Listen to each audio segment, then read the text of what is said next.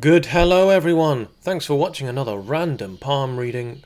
Now, I've been emailed by someone who has said she has a star on both of her Apollo mounts, and that is this mount here on both hands. Now, in her email, she's been fascinated by them, by my videos. Thank you for that. And she says she's got a star on both her left and right hand Apollo mounts, and whether or not this is of interest to me. So, unfortunately, the fingers have been cut off in these images, so I haven't got quite the full picture. But I do believe this person has lost quite a bit of confidence. The Jupiter finger is quite short, even though it's fairly high set. And there are other signs of this reduction of confidence as well. But before I get into all of that jazz, this is certainly either a water or a fire hand, or a bit of a mixture of both. I'm thinking water, just because of the sheer amount of detail in the chirology. The other thing this person did mention to me, she has a whorl on her moon mount, also got a moon whorl too, and I can actually see that right here, which is interesting. So a whorl on her lunar mount, of course sometimes referred to as the moon mount. Now, the sheer amount of lines we see here is it's creating quite a sort of a nervous disposition. There's a lot of thoughts here. There's a lot of feeling as well. Sometimes too much thinking, overthinking, thinking ahead too much, overbearing sort of sensitive nature can cause a little bit of anxiety. It can have an effect on the physical system itself. Now, notice the girdle of Venus here. It's quite sort of fragmented, and there's enough here to suggest that this is atrial fibrillation. So the two, stress causes heart issues. Heart issues likely cause stress also. But more than that, there's more to it than just the physicality. There's damage here to the emotional, psychological makeup as well. So here is where she believes her star is, and you can see it's very difficult to read a palm like this just because there's so much going on. You could certainly interpret this as a star. However, it's all very much connected in with this fragmentation of the girdle of Venus. So what I'm trying to say is it's not completely isolated. It's not completely a star as such. What do stars mean in palmistry? They are shocking incidences. They are sudden. They are miraculous. They are flashes of genius, sparks in time events that are incredibly impactful and sudden. In other words, stars are either very, very good or they are not very good. They're very bad. And my personal interpretation here is that this, in fact, is not a star. This is the convergence of several lines, all of which mean separate things, that have created what appears to be a star to some people. So I'm going to break down exactly what these things are. First of all, obviously, you have the Apollo line. This person has two Apollo lines. One is stronger than the other. The left is stronger than the other. There is an inheritance line here, seen coming in connecting to this success or Apollo line. It's not accurate, really, I feel, to call this a success line. The Apollo line is the sunshine in our life. It's the sun line, really, is the most appropriate name for it, because what success means to certain people, it's subjective, isn't it? For some, it's sheerly health, optimal health. It's ensuring their families succeed. It's being happy. For others, it's purely money. It's purely financial status, really represents what success means. That's a very Western way of looking at things. That's a very American way of looking at things. Success is not all about money. And when we see an inheritance line like this changing the course of the Apollo line, it sort of looks like actually it's a bit of an obstacle. Yes, it's still vertical. It's still upwards. It's still striving towards fortune. It's still prosperous in some respect. But then there's also this kind of bittersweetness to it because it's preventing happiness as well. So this is what's financial, I suppose. It allows for expression, it allows for freedom because money enables us to be able to do what we want to do. But it can stop our happiness. Having an inheritance, essentially someone dying that we love, leaving us some money, can prevent our happiness but enable our expression. And that is what I believe we see here. Then also we have this line that kind of cuts through the sun line and sort of merges. It's part of the heart line. And this is a very sort of passionate. It's certainly an encounter of a strong feeling. It reaches right up onto Mercury. This was an impactful, hurtful period in their life that was brought to the fore. Everyone, or at least a lot of people, could see what had happened. So there's some disappointment here, and it looks to me to be connected to family. It's connected around an early age. There is somehow some sort of shame potentially here. And it could be that, this was an experience of observing one parent being unfaithful to the other. It could be some sort of abuse when they were young. It could be some disappointment around a role model of some sort. And everyone knew about this. And so it's affected them practically, externally. This is the right hand.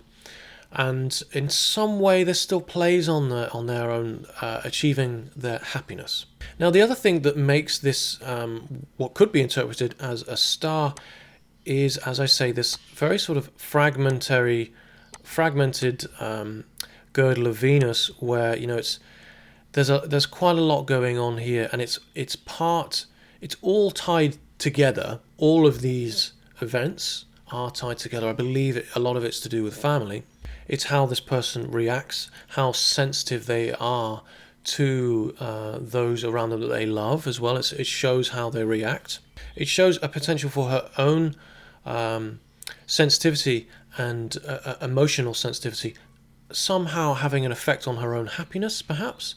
And on the note of happiness, when I look at the left hand, notice how the middle fingers are very tightly wound together. They're very close together here. It's possible that this person is at currently they are probably quite depressed. I feel that they're certainly feeling quite down. And when I look at the sort of mental health here, the headline, firstly I'll just say that the headlines on both hands are very long, as well as the Mercury finger. Although it's a little bit low set, it's still very long. Even though just how low set it is, it still reaches the first phalanx of Apollo. This is a very intelligent individual, and as I say, being this very sort of watery person, very sensitive, creative, emotional, very high sensitivity, highly receptive to everything that's around them, and as such, absorbing information, absorbing feeling, negativity. Water hands, because of this, are often prone to bouts of depression, anxiety, poor mental health. And this is seen in the headline, not just in the kind of changes we see here. This is a sort of a river here that's got a lot of rocks, running through the valleys. The currents here are affected by obstacles. We can see clearly there's more than one island. There's 2 islands here. And actually the makings of what look like potential for more here as well. We've got some money issues around about the age of 35. We see the headline kind of curving up towards outer Mars, this place of desiring to secure a future materialistically. So what we have here is 2 quite severe bouts of depression. The first is early to mid 20s. 21 to 24, 5 or so. And then the second is a few years later, 27 or so, 28, and it right up into their 30s.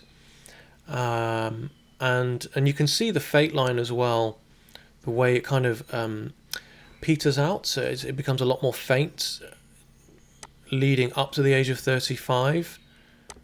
So from 30 2 onwards, career was really a struggle here, and I believe this is because of mental health. I believe it's because of depression.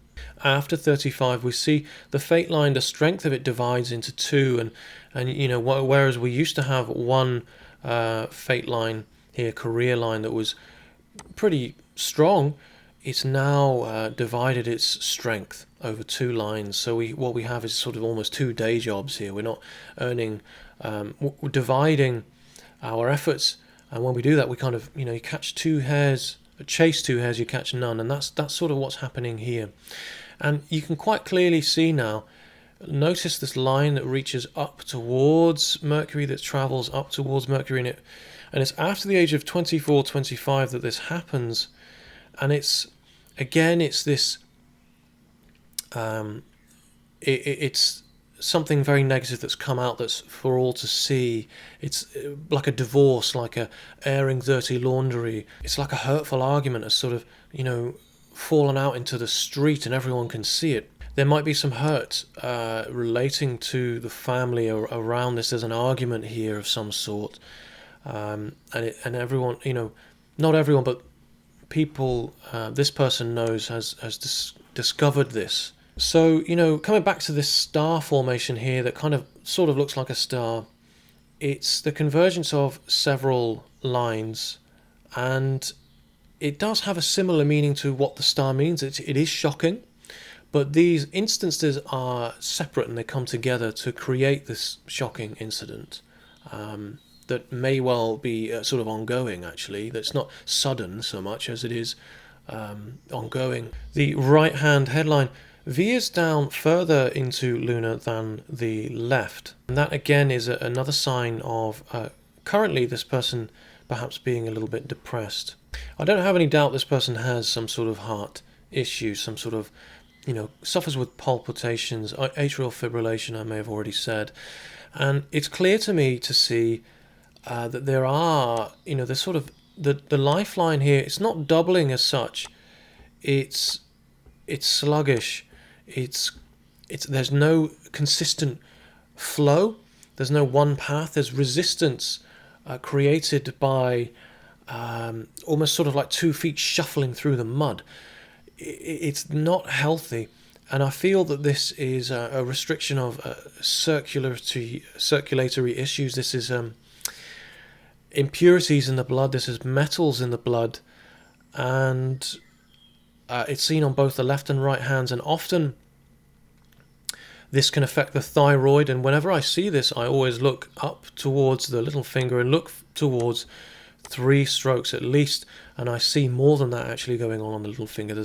It's gone from upward strokes to actually grilling, and you know, it's showing clear signs here that there's damage to the thyroid. I highly recommend, not that this will be the be-all and end-all to your solutions, but I highly recommend a water filter, removing aluminium utensils, selenium, omega-3 oils as well will all help with detoxifying, removing the metals from the blood. And the side effects that have, you know, the metals in the blood, the impurities that have on the thyroid, these symptoms will lessen. Sea kelp, I believe, as well is another thing that will help. Now, on a more positive note, I see here what looks like a line of intuition, and it reaches right up. It bows outwardsly, boldly, right around the Mount of Jupiter, right up onto Saturn. This is quite unusual. It crosses the girdle of Venus, so it's showing that this person's intuition, their empathy, their sympathy is highly intuitive. They have an ability here to support others emotionally with their own intuitions. This is a clear sign of someone who is supportive of others. And actually, you can see here there is a teacher square. That's a bad example, but you can see it. If I zoom in, you can see here. And this is a separate sort of line of intuition. This is where the Ring of Solomon would be if it travelled further. This is a remarkable intuition line here. And the fact that it crosses the girdle of Venus, it can mean one of two things really. Sometimes on a negative note, it can mean someone who has a hold over others, emotionally manipulative even. They have an ability to manipulate others. But on the plus side, using it to a positive effect, it's someone who's able to support others emotionally using their intuitive, empathic abilities. On the left hand, if you look a little bit closer, you can see again we have here the heart line, and this period of trauma, not trauma as such, but disappointment and hurt, where the heart line begins to kind of reach down and crash in towards. It doesn't fully do it, I can't see, but it's reaching towards. It's a point in time of hurt, where the heart line is asking the head for logic. And out of this experience, it's sort of forming, again, another square here. It's not fully formed here. You can almost see the makings of it here like this. It's kind of got these three walls here, but on the right hand we do see it. So what that is showing us is this person is utilizing their life experiences and helping others with those. She's turning a negative into a positive. When I look at these hands and I see adrenal burnout here, I see fatigue. There's quite a lot of cortisol running through this person's body. There's not enough regulation within the hormones. I've already mentioned the thyroid. I think the pituitary gland could do with a little bit of support as well.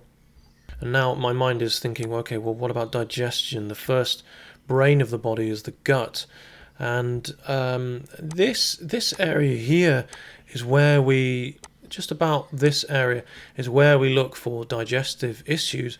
And I can't really see any particular specific digestive issues. However, there's just so much going on here. You can see here that this particular moment in time, this stressful encounter here, certainly affected digestion, and vice versa. From the age of 35 right up to 53, there is this mark of the poi, where in Tibetan palmistry is where we land safely. The square in palmistry is always a positive sign. It shows us something that's closed in, that's protected from the outside. And I think the reason why the teacher's square is this sign of wanting to sort of impass information, it shows protection around knowledge, and when we pass it on, we are protecting it essentially. The other square I see here is on the Mercury mount, and it's